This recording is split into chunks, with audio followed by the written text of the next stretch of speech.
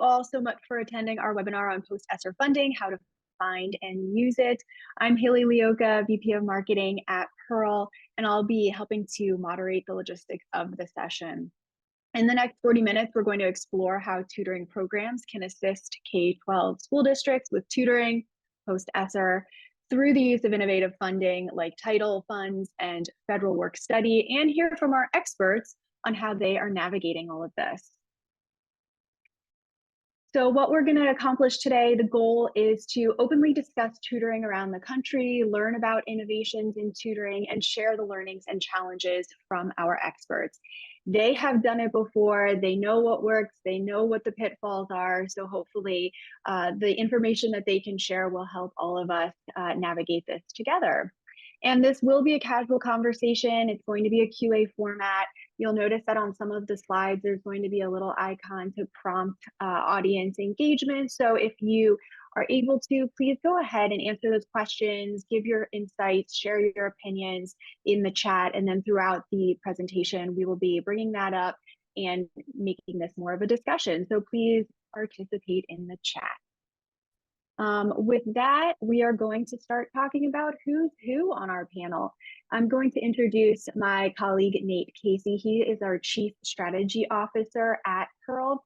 He has over 20 years experience in product strategy and connecting research and practice within education. At Pearl, he has been vital in guiding the evidence-based methodologies through technology and increasing the effectiveness of large-scale tutoring programs and our partnerships. So with that, Nate, the floor is yours. Thanks so much, Haley. I am super excited about this group of human beings. They are tremendous people. They have done a lot for our students and a lot for education. They have, as you can imagine, vast CVs, each one of them with a lot of incredible experience. So I'm going to abbreviate and try to pull out some high points in both of their backgrounds, or all three of their backgrounds. So with Mariko, she's the Senior Program Officer and Director of Higher Education Partnerships at the National Partnership for Student Success Support Hub. Collaborates in a public-private initiative involving the U.S. Department of Education, AmeriCorps, and the Everyone Graduates Center at Johns Hopkins. She earned her PhD from UCSD, so University of California, San Diego, focusing on equity in education, research, policy, and practice. Sam has over a decade of leadership in expanding educational opportunities spanning pre-K to career. Senior roles at Guild Education, Entangled Solutions, and Chief Strategy Officer for Great Schools.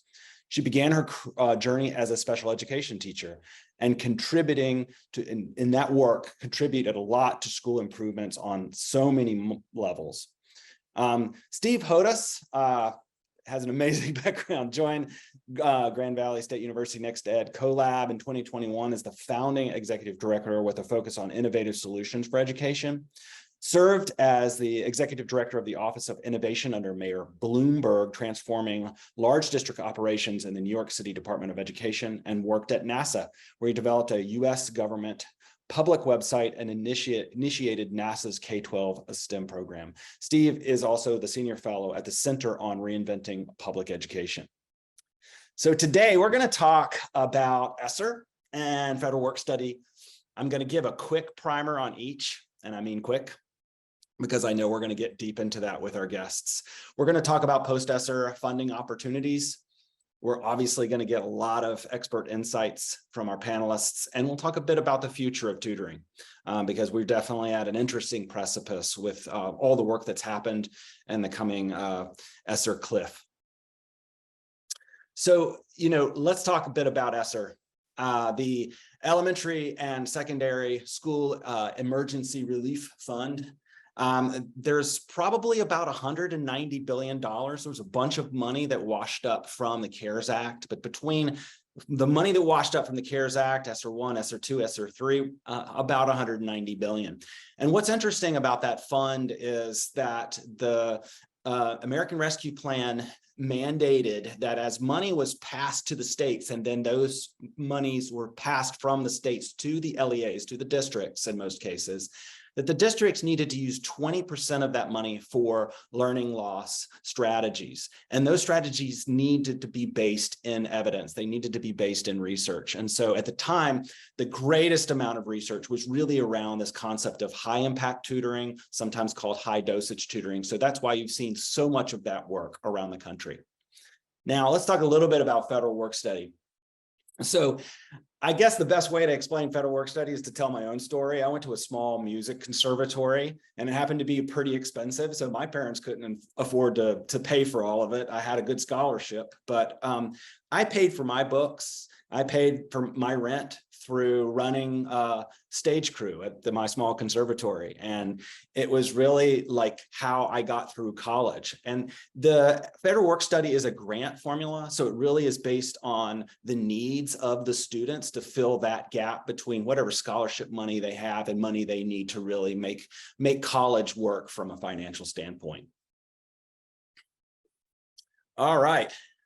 So let's get started. Marco, I'd love to start with you. Can you tell me more about NPSS and how it was started? And I'd love to also just dive in and hear more about your work specifically. Absolutely. Thank you so much. So, as I'm sure we're all well aware, the impacts of the pandemic continue to affect students in a multitude of ways that schools and communities continue to grapple with.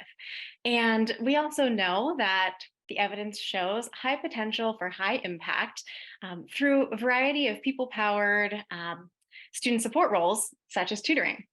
So, in the 2022 State of the Union, President Biden called on more people to serve in P-12 student support roles, tutors included, as well as mentors and other crucial types of positions. So, to support the president's call to action, the National Partnership for Student Success, or NPSS, was created as a public-private partnership between the U.S. Department of Education, AmeriCorps, and the Johns Hopkins University Everyone Graduates Center. And that's the home of what we call the NPSS Support Hub. That's where I'm based. The NPSS supports the fields of education, youth development, and national service to recruit, train, and place an additional 250,000 people in these key evidence-based, high-impact P-12 support roles. And you can see on the slide, there are 5 key areas that we focus on at the NPSS, tutors certainly being one of them. And specifically, the NPSS Support Hub at JHU EGC provides the guidance, tools, and cross-sector connections that will really help facilitate collaboration between the key groups that need to work together in answering the president's call to action. So schools, districts, nonprofit organizations, colleges, universities, and others that are focused on increasing the number of people serving in these NPSS-aligned roles in their communities. That's awesome. Can you talk a bit about how tutoring programs across the country are planning to fund tutoring post-ESSER? And also our audience, please post in the chat. We want to hear from you some tutor program funding hurdles you've encountered. Pass it back to you, Marco. Thank you. And this is a perfect transition into the federal work study conversation. So I'll just highlight that the U.S. Department of Education also called on higher education institutions to partner with districts and nonprofit organizations to engage more college students in tutoring roles and other types of P-12 support positions specifically. And a big part of that initiative is to help campuses understand the multitude of pathways into tutoring and other roles that students can take, and how to most usefully leverage existing funding sources, existing infrastructure that often, struggled to maintain its efficacy during the pandemic for completely understandable reasons. So federal work study is one of the existing funding streams that the department and the NPSS encourages campuses to use to fund these positions and create meaningful, engaging career opportunities for their students. So to help colleges and universities answer this call to action, the NPSS Higher Education Coalition launched as a national network to really unite and support and recognize the universities that are striving to place more of their own students in P-12 roles as tutors through federal work study jobs. And they could be pursuing other types of pathways to community service, so leveraging AmeriCorps programs, for example, or even credit-bearing experiences, which I can talk more about later. I'll also highlight that the coalition launched with 27 initial early adopter institutions that really served as models in how to answer the call to action through federal work study. And Stephen here with Grand Valley State University was a part of that effort, so just want to shout that out. But really at the Hub, we facilitate coalition events, learning communities, resource development, other forms of guidance to help institutions understand their current status for federal work study and how to most effectively leverage those funds to recruit, train, and place college students in federal work study jobs. I'll also say that we engage districts and nonprofits in this work of collaborating with higher ed institutions. And so the NPSS also has a group of nearly 150 organizations that we call supporting champions that are involved in the design and implementation and learning around these programs. And shout out to Sam, StepUp Tutoring is one of our supporting champions. So we're excited to bring folks together to really troubleshoot and figure out how to leverage their existing infrastructure, or in some cases, figure out new ways to answer the call to action through federal work study and other types of funded programs, and even different types of pathways to community service. That's so awesome, Marco. You know, I feel like when we first got into the American Rescue Plan, sort of early days, there was this sense of sort of being a bit in the wilderness. All of us were kind of trying to figure it out together.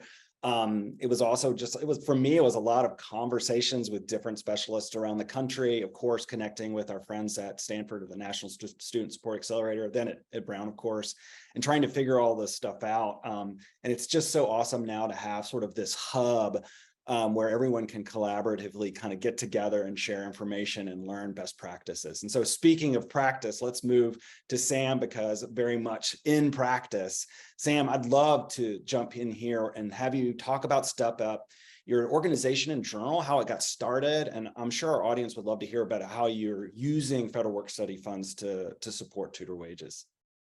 And sorry to interrupt everyone. Nate, I did want to jump in. We did have a comment from Odana regarding Mariko's slide about the recommendations. So we have, what recommendations do you have for tutoring organizations to initiate communication and partnerships with these higher ed institutions? Also, is there a single location a tutoring organization can visit, a website, to see a list of higher ed institutions who are already actively engaging in this work?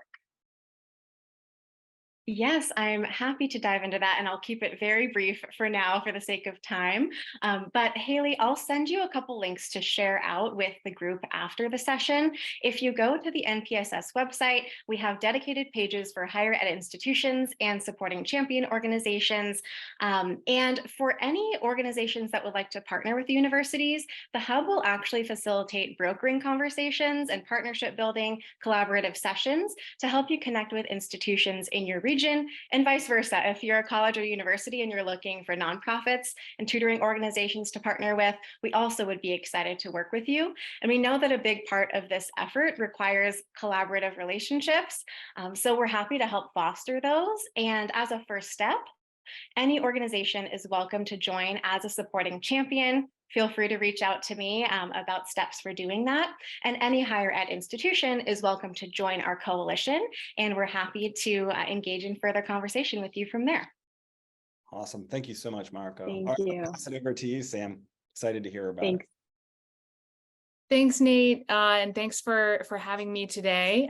Good morning from the West Coast, everyone. My name is Sam Olivieri. I'm the CEO of StepUp Tutoring. We work in Los Angeles in the Bay Area. Thanks for having me to share a little bit about our work, and in particular, how we leverage work study. So StepUp was founded during the pandemic in partnership with the Los Angeles Unified School District. So this was the height of the pandemic. The school district had transitioned to distance learning. Of course, myriad of challenges, which were disproportionately being borne by our communities furthest from opportunity, particular low-income communities and predominantly communities of color. And at the same time, there had been new infrastructure investments in broadband internet and low-income communities. So the idea of StepUp was to leverage technology to connect humans to support students during this time. So it was really started as a broad-based call to service for community members across the region. And we recruited volunteers to work one-on-one with elementary school students from home. We recruited elementary school students from Title I LAUSD schools and just recruited people from a lot of different backgrounds. So it's predominantly adult volunteers, and the main channels or the main groups were mid-career professionals, working professionals, retirees, and college students. And that was a really effective model to just encourage a lot of people to get involved in this movement. And at the same time, as you know, the needs have evolved, we really look to the research around what really makes a difference for students in the long run. So we have in the subsequent years adopted the tenets of high impact tutoring. So moving from more of a homework help model to really looking at what makes high impact tutoring. We've focused on math for grades 3 through 6. And we've established a number of different delivery models, tutoring students at home, also during after school programs, and also embedded in the school day. And really focusing on curriculum, assessment, training, and support. So we're really bolstering our tutors and their ability to give really meaningful academic support, as well as build skills, mindsets, habits for success. So our volunteers, we continue to support volunteers. They've been a really solid source of tutors. The average retention for our StepUp's adult volunteers is over a year, over 12 months. So they're highly committed, but when we really looked at scale, we were really focused on what is a sustainable method for delivering high impact tutoring.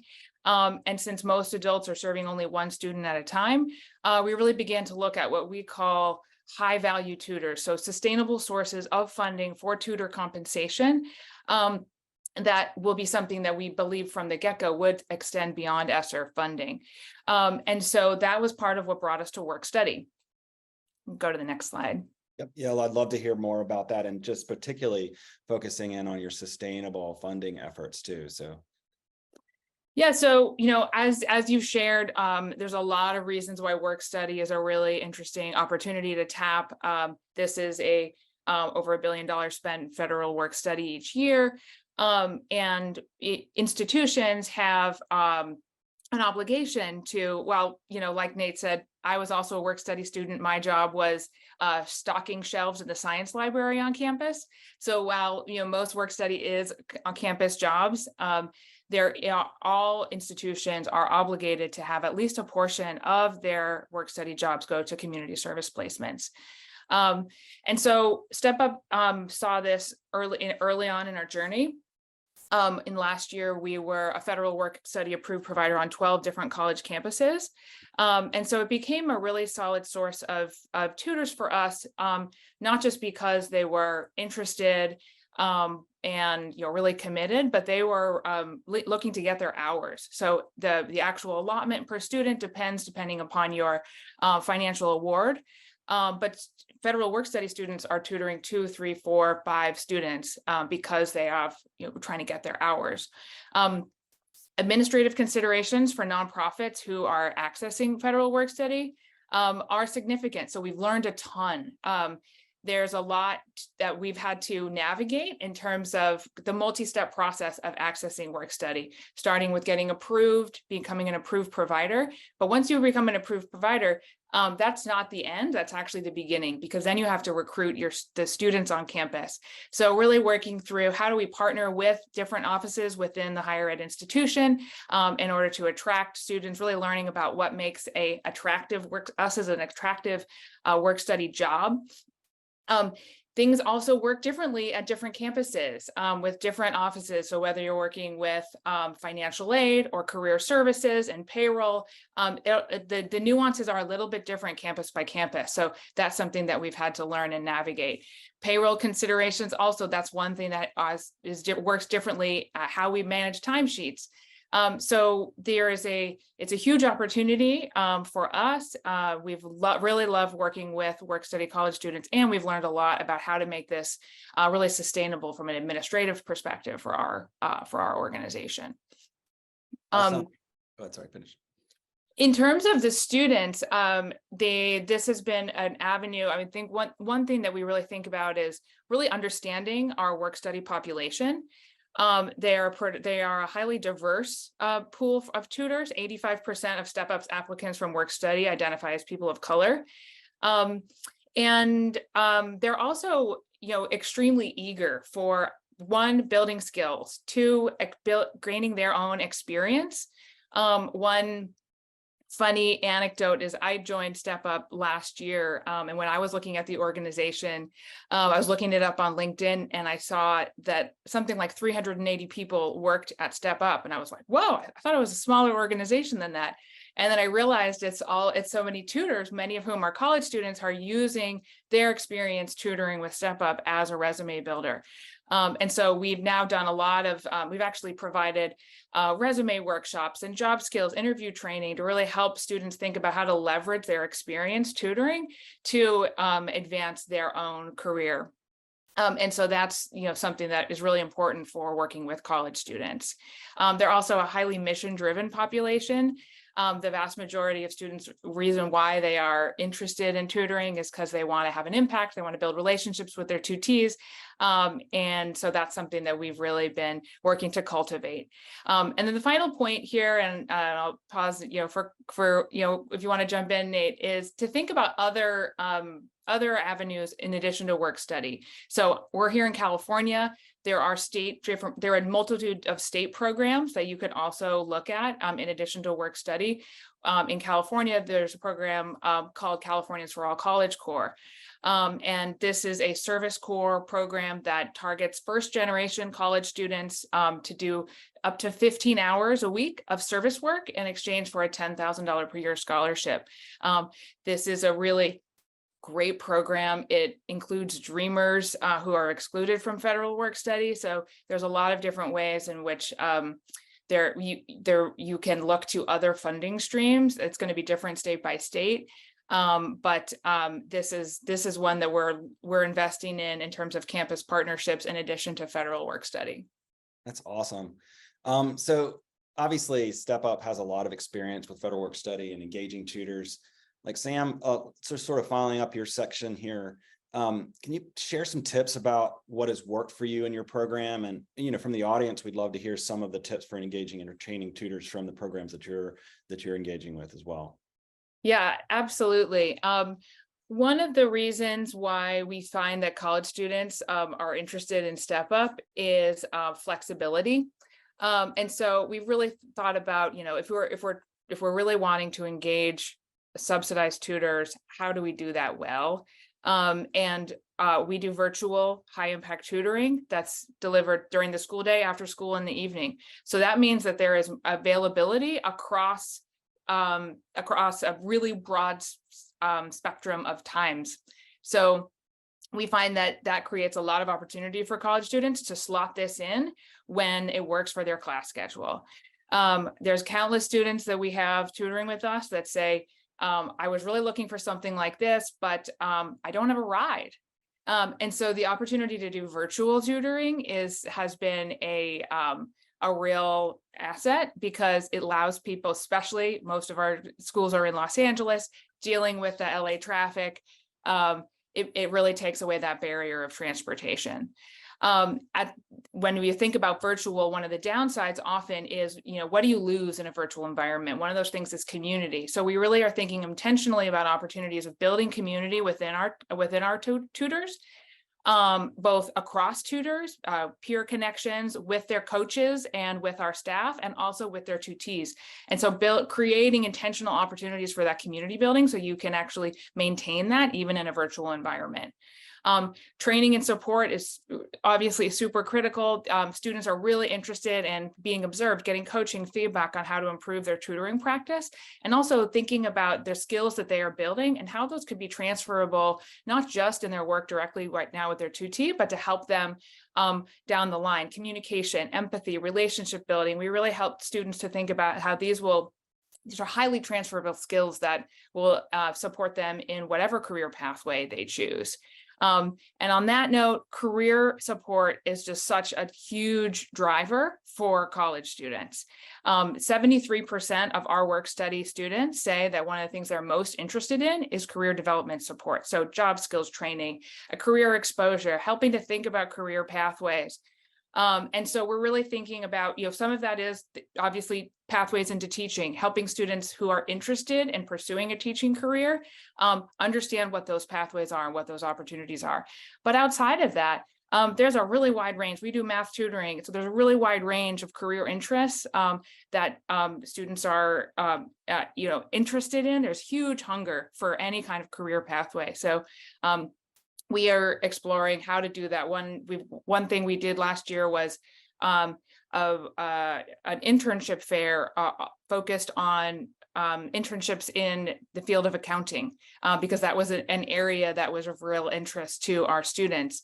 And so we partnered with Ernst & Young, who really came and spoke to our tutors about a range of different opportunities. And then some of our students connected with EY employees to do mentorship career chats. And so really thinking about, a lot of times we do focus on pathways into teaching, but also how could you help students take their experience tutoring and help build exposure, community, and career pathway, career development support on top of that. That's so amazing. Like, I don't think go ahead. Sorry. No, go ahead. I have a question. So Nate, I'm just your thought first. I just think it's really cool to be thinking about like what influences someone to become a tutor, right? I mean, there is that, like, I'm just feeling compassion and I want to help our students because we know our students are so behind. I think we're seeing some of that wonderful work with parents and grandparents in the Oakland Reach program with Lakeisha's work there out in Oakland, which is really amazing. But I think the other piece that's really fascinating is this concept of like, we're not just asking you to help our students, but there's this opportunity for you to come in and let us lift you up as well, to give you some opportunities to learn. Teaching is such an incredible skill, and learning how to teach someone and engage with someone and learning those key practices of social emotional learning are such oftentimes a core piece that's missing from kids that are coming out of college. And for them to have that opportunity is just tremendous. So can you talk a little bit about your tutor training? This is like the last thing here for you. I just would love to hear how you're thinking about tutor training, how you're getting them prepared, and who you're working with there. So, and also if our really quickly before Sam, go ahead. Before Sam jumps in with the tutor training, we do have interest in someone becoming, what's the process of becoming an SWS approved tutoring organization? Is it a singular process? Specifically, if the organization is nationwide, completed the application, would this cover our organization nationwide or regionally? So I don't know, Sam, if you have some links that we can drop in here that would be helpful, or if you want to respond to this right now. Yeah, well, I'm happy to follow up after the call, and also connect folks to our team members who have built all of our work study partnerships. But the very short answer is it varies institution by institution, and it takes a lot of persistence in really building those relationships and then understanding how to navigate the process.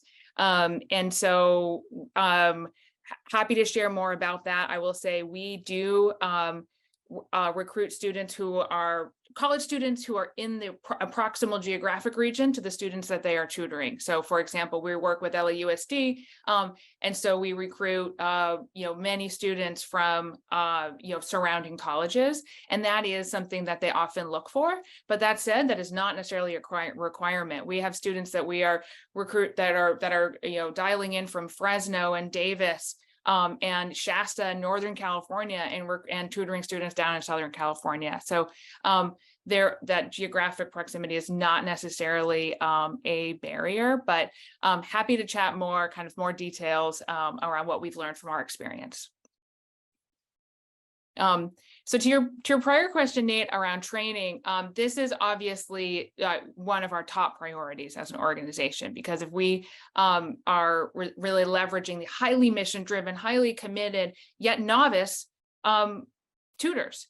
And so critical to that is actually building those foundational skills of what it takes to both build relationships with student, be a motivating support, and also help on the instructional, be a meaningful instructional support, and help students work through the curriculum, work through the instructional materials, and really address misconceptions and help to build their academic skills, as well as build confidence and positive mindsets. So we have invested in really thinking about how to do that well. We're super excited to be able to partner with a group of incredible partners in this endeavor.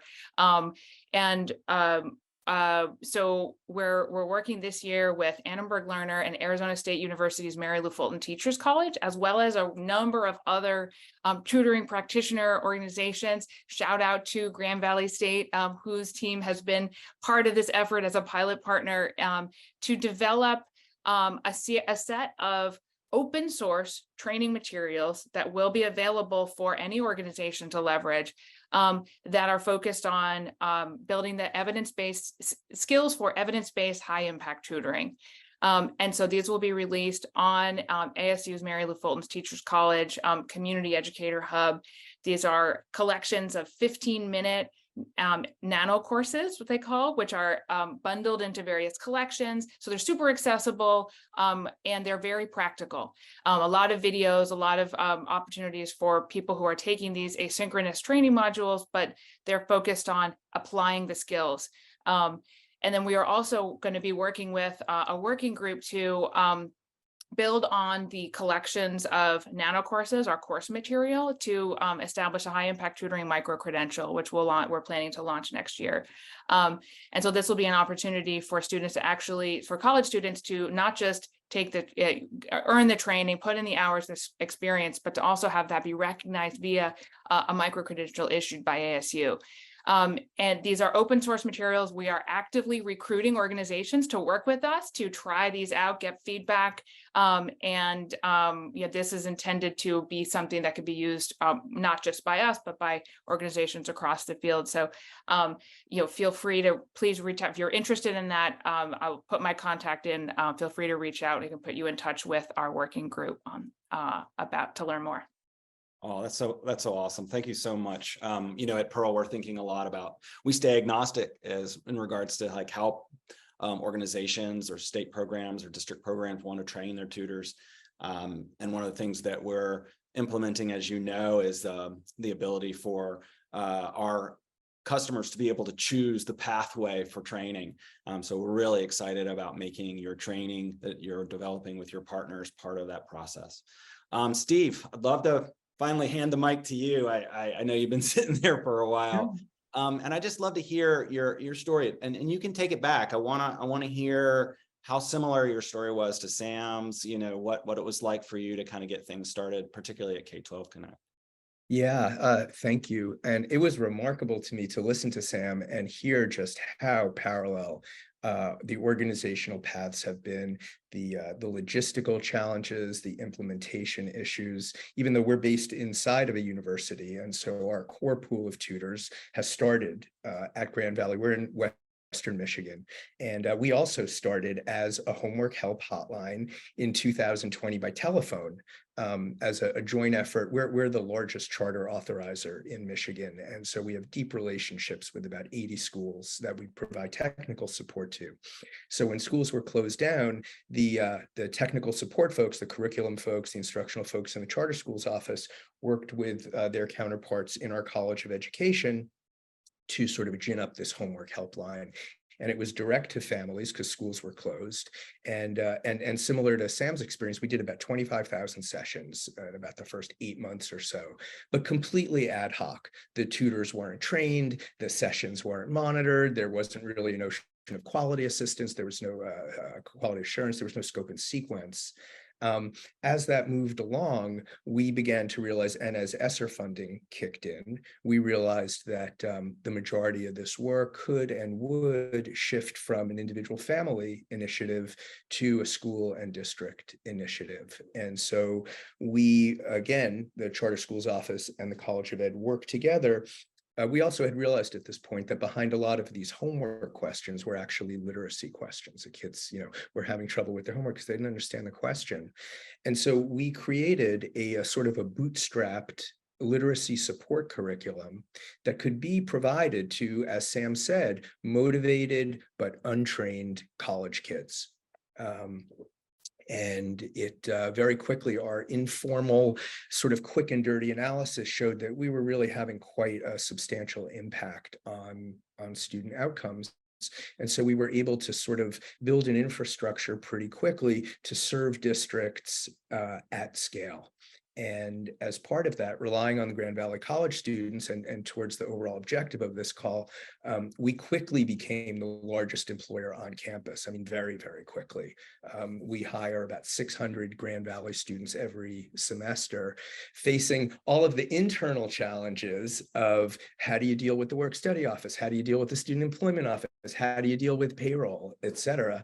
And we put together a team. We're about 12 full-time people now working on tutor recruitment, which I think is an interesting question to return to, tutor training, which we do both before they're put in classrooms and then sort of on the job. A lot of our professional development goes through the term that the students are working with their tutees, because it's sort of embedded, and we have coaches who oversee the sessions and give feedback rather than front load it all. And then there's the actual program administration.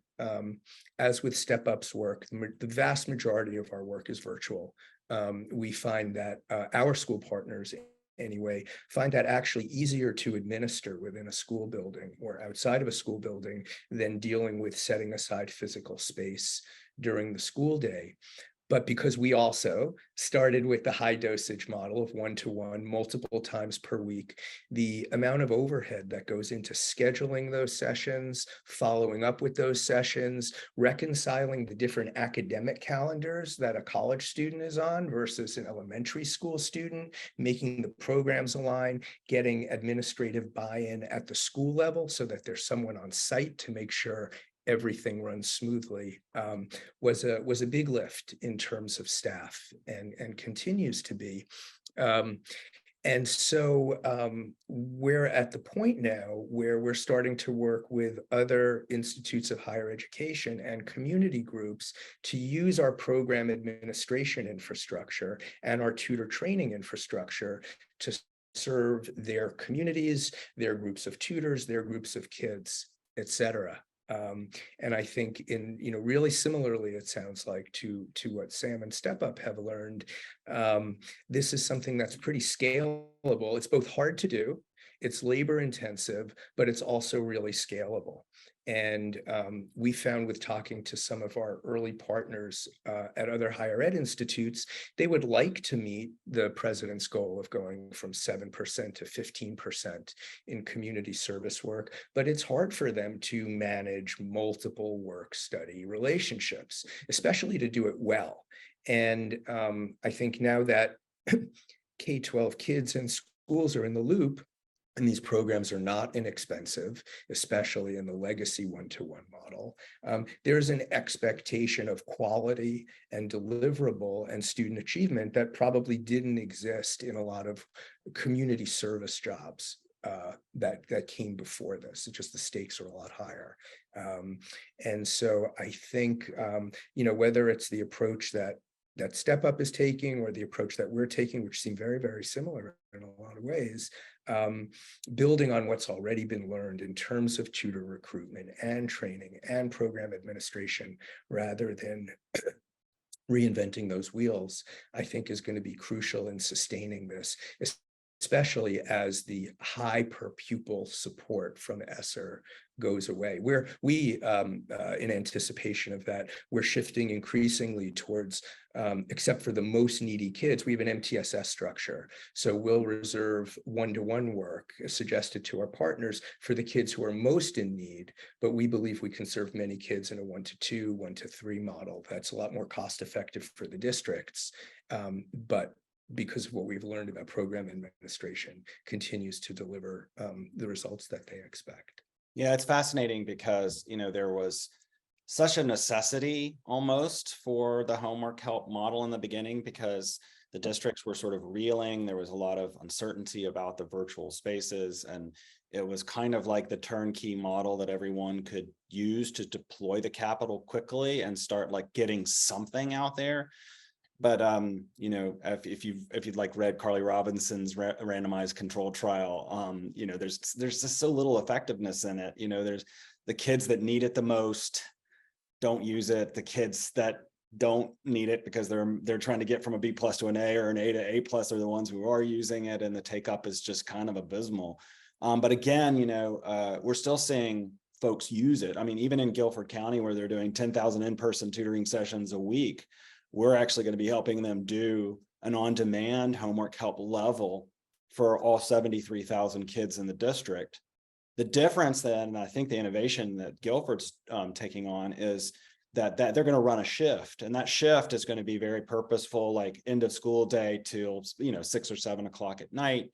And it's going to be specifically just the teachers in the district. So teachers that are working in the schools with the kids are going to be the tutors, for where the college kids will be serving as the in-person tutoring army that's teaching those tutors, you know, students in the schools.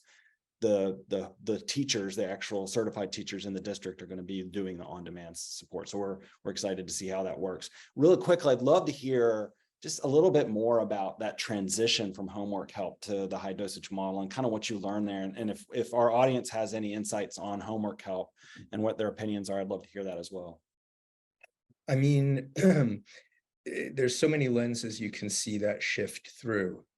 From a sort of a business perspective, it's a shift from direct to consumer to B2B. The people you're trying to reach are families, and you're trying to reach them amidst all of the clutter of anyone else who's trying to get their attention. And that has challenges. When you shift to working directly with schools, anybody who's ever tried to work with schools, especially in a contractual relationship, which we have, even though we're a university and a nonprofit, these are still contractual relationships. Dealing with schools in that way can be super difficult. You know, it takes different lengths of time for people to make commitments, that kinds of thing. And then there's just the program scheduling and administration. It's great when you're working with schools in a high dosage or small group model where they have skin in the game, which they don't on the homework help side, and you have instructional collaborations with teachers and paras and other school instructional staff. You know, one of the things that's so exciting about this is especially from like the Mary Lou Fulton perspective, thinking differently about school human capital models and school staffing models. And, you know, to your point, Nate, like in Guilford, thinking of how do you use the tutors alongside of certified teachers. I think there's a lot of really interesting stuff that opens up there for open-minded schools and districts that can happen in a high dosage model because the school has skin in the game. That would never happen with just a homework help model, which is I see as kind of peripheral. Yeah, and can you talk a little bit now about how you specifically use your like how you think about federal work study and how you're thinking about funds in general in regards to funding your work? Yeah. So I guess because you know, since we started at Grand Valley with college students, and we have, as you know, a pretty high percentage of work. So I shouldn't say I don't know. We have lots of work study students. Yeah. We always had a substantial cohort of our tutors who were work study, and one of the remits of the NextEd collab, of which this is a project, is a social impact incubator. And so we're very concerned with economic pathways and professional pathways for our students, particularly those who've been underserved. So this question of how does being a tutor affect or inflect a student to help them with college persistence, which we have evidence that it does, and on-time graduation, which we suspect that it does, and hope that perhaps they will go into an education pathway, which we're currently studying with NSSA on how this work inflects the tutors, not just the kids they tutor. The work study component has always been something that we took for granted. As we sort of ramp that up, in association with the president's commitment and working with other institutions to help them. In a nutshell, what it does is it enables our programs to be less expensive to districts, because in effect, it lowers the hourly cost to us or to anybody to deliver those programs. So if a work-study student is coming with $7 an hour or $10 or $17 an hour of subsidized money attached to them, that's just that much less money that the district has to pick up. And so it makes the program more sustainable. That's awesome. So Mariko, I'd love to circle back to you. Just hear your thoughts on the different models of community partnerships that you're seeing across the US, and which one you think, or which set of these models actually has the most amount of promise. Sure. Thank you so much. And I will, again, keep this brief and share some links afterwards. The NPSS Hub has several program spotlights on our website to uplift some of the great examples of this work in action, really bridging relationships between colleges and universities, their local schools and districts, and nonprofit organizations to place college students in these roles. But just to highlight a few that you see here on the screen, I'll mention that we've learned many colleges don't necessarily understand how exactly their federal work-study funds can be used for which types of tutoring programs, echoing Steve, how that helps them lower costs, et cetera.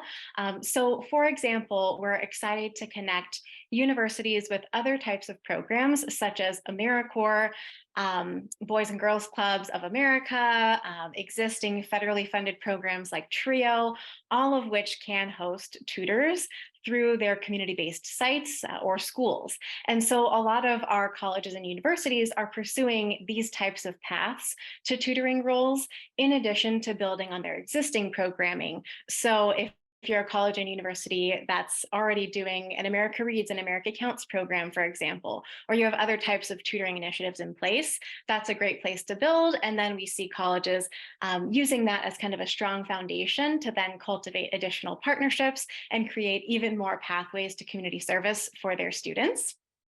And then additionally, echoing what both Stephen and Sam have mentioned, raising awareness on campus and forging partnerships within each campus, we've also learned is very, very important. So really helping financial aid offices connect with HR and student employment offices, helping them connect with centers for community service and centers for civic engagement, and those types of programs that many colleges and universities have to really get to the students who would be very excited about these types of opportunities and develop the efficient type of infrastructure and systems that can make it easier on tutoring programs in the community or easier on districts to partner with them. We've also seen great innovations with colleges building on their basic needs initiatives, for example, or first generation college student initiatives to advertise these positions to students who may be a bit further from opportunity and so possibly less aware of the availability and the unique career development benefits of federal work-study jobs, and making that messaging really clear to their students. And so I'll pause there, but happy to dive further into detail in Q&A and share resources as well. I think we covered a lot of this, what you just said. Is there anything on this particular side that you wanted to extrapolate just quickly? Sure. I'll just quickly share that amidst the Higher Education Coalition and our Supporting Champions Network out of the NPSS Hub, we've seen many campuses also working together to answer the call to action and troubleshoot in similar regional contexts. So our network of institutions is very diverse in terms of geography, students, demographics, et cetera, university size, public, private, and so forth. And so there's a lot to be learned in such a diverse network, but we also know that communities are really deeply knowledgeable about their own needs. And so a strong example of this would be rural networks of institutions, for example, the SUNY system, as well as the Texas A&M University system, bringing together specific campuses that might be navigating similar challenges in engaging tutors in these types of roles. And so we are also very excited to see that type of cross-institutional collaboration collaboration and partnership happening in answering the work at a statewide or even broader level. Awesome. So I'd like to just drive one last thing home to everybody before we get into Q&A. I've done a lot of outreach recently, talking to consultants at different big consulting companies and that sort of thing to kind of go, hey, what are you hearing on the Hill? What are you hearing around the country? Are we going to see an extension of ESSER? And I'm hearing a resounding no. I'm sorry to be a bearer of bad news, but I really do think that the ESSER funding cliff is coming. And I think it is going to hit at September 2024. The word that we're getting from the Congressional Budget Office is that it's not going to be extended. Now, things could change. We'll see.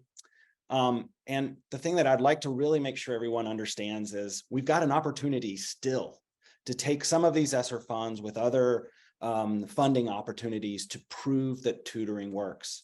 If you're doing tutoring the right way and you're really looking to the evidence for implementation and you're collecting the data to prove that it works, there are ways to make it sustainable. A lot of our programs have already got great paths towards sustainability beyond the ESSER cliff. They're not even thinking about it, some of them. Some of them aren't using ESSER dollars anymore at all, because they know that that's not something they're going to be able to rely on, and they want those great tutoring programs to move well into the future. So I want to thank you so much, Mariko, Sam, and Stephen, with what an awesome conversation. It was great to hear from you. I'd like to turn it over back to Haley really quick and see if we've got some questions. I know that we are short on time, so Haley, I'll pass it back to you. Yeah, thanks everybody. We understand timing is really important, so we appreciate you guys hanging out for a little bit longer than anticipated.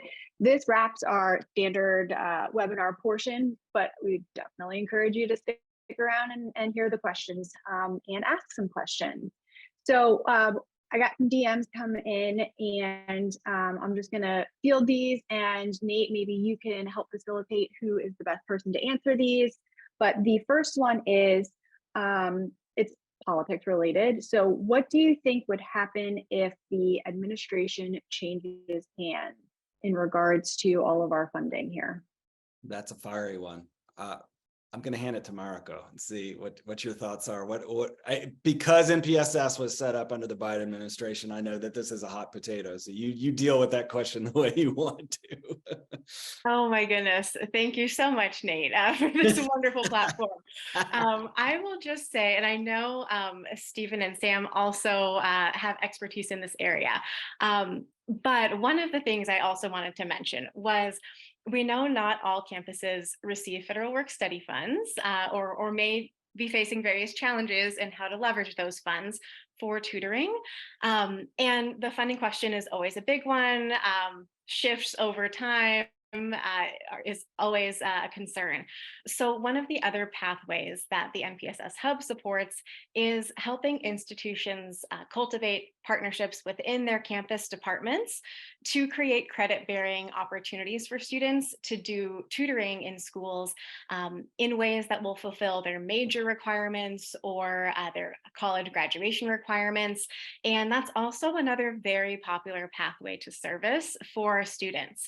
And so whether that looks like partnering with a school of education or a Center for Community and Service and Civic Engagement, or even other types of departments such as STEM that have professors or student affairs professionals very excited to engage college students in especially high needs tutoring areas of things like literacy and math. Credit-bearing opportunities are also a great pathway for doing this in a way that can be very sustainable and doesn't necessarily rely on a key funding source that can be uncertain. Awesome. Steve, Sam, you want to chime in on this question, or do you want to leave it there? The only thing I'd add is that we do, we talked about work study, but again, there's a lot of other college students that we recruit and work with. And, you know, there's other state programs like College Corps, but then also a huge number of our college students actually come in as volunteers, many of whom are part of service learning courses.